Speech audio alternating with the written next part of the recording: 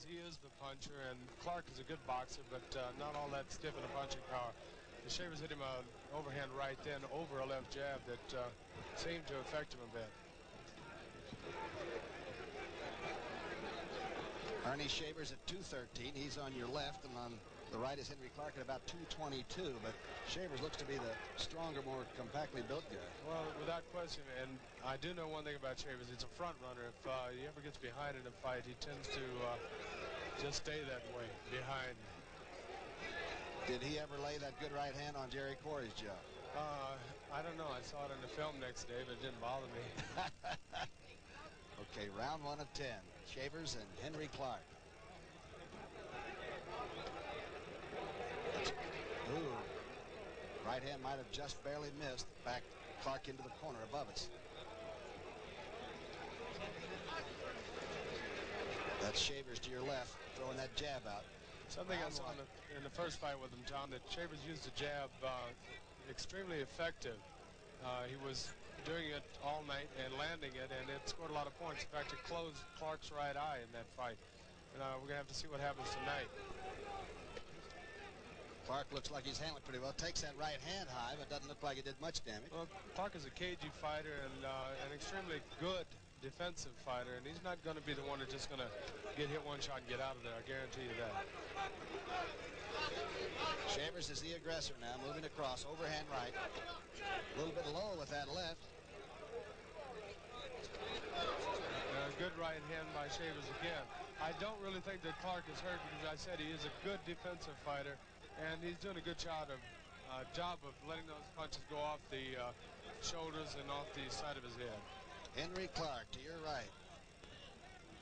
From San Francisco, California. Earnie Shavers, by the way, is from Warren, Ohio, and he is laying it on Henry in his first round.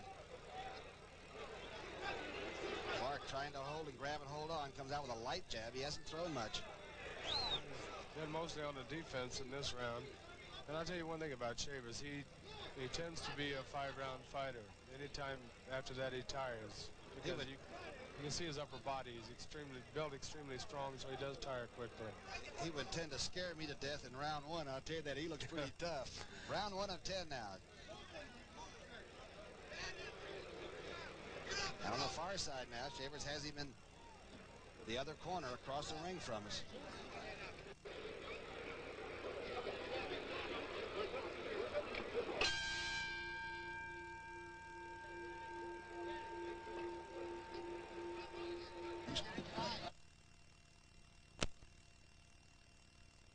Dominated the round. He's going to probably dominate the first 2 or 3 rounds until Clark starts getting his confidence. And Clark is an extremely slow starter. When he starts boxing and everything, I think it might become a good match. Hey, Robert. Round 2, and Henry goes back, and here comes Shavers right out in the medium. That's Shavers on the left. Henry dancing around a little bit. Looks like he may have gotten loosened up after the first round. Well, he's, as I say, a good boxer, and it's not going to be an easy fight for Earnie Shavers. He's not going to walk through him. I guarantee you that. Clark weighs 222 and moves around a little bit. Lands the left and tries to hold on with the right as he moves into it. It's kind of a looping lead left hook, and Clark is not known for his punching power, so I don't expect him to knock out Shavers. Pretty good left that moves Henry back.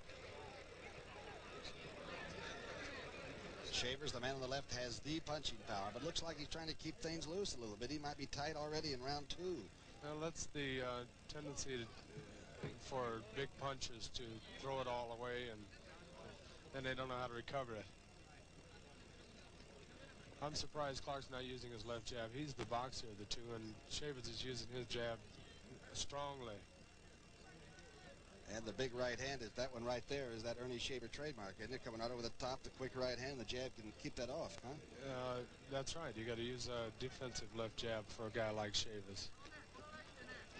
Combination by Shaver. Still not landing much, but really punishing Henry a little bit. There's the hook by Henry.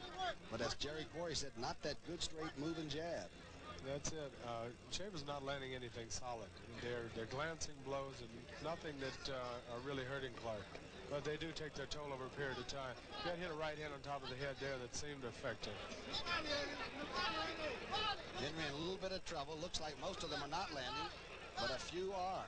You can see the defensive moves he's making, weaving and bobbing to where he's not getting hit solid with a shot. He appears to be hurt a little bit there. Again, he's not moving as much as Jerry has anticipated. Henry Clark a little bit flat-footed. Misses with the hook wildly and then gets staggered a right hand to him by Shavers. He got hurt by a hit on the back of the head with that shot.